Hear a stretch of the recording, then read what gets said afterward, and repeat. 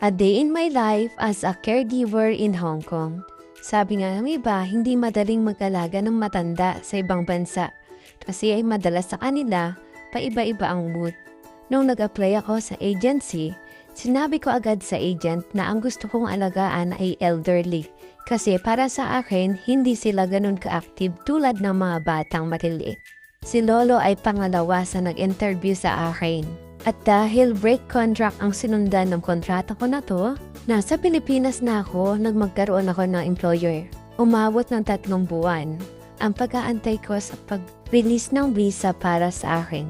Ang agency ko ay isa sa pinakamalalaki at magandang agency sa Hong Kong. Dumaan sa maayos na proseso ang aking mga papel. Kung kaya umabot ako ng 3 buwan sa pag-aantay ng aking visa sa Pilipinas. Ang pag-apply ay hindi ganun kadali. May iba't ibang klase ng training at briefing para sa mga paalis ng bansa. Kailangan meron kang training galing sa TESDA. Dahil pagdating dito sa abroad, kailangan may alam ka. Kailangan matatag ka. Kailangan mahaba ang pasensya mo. Dahil hindi lahat ng employer mabait. Yun lamang po. Maraming salamat.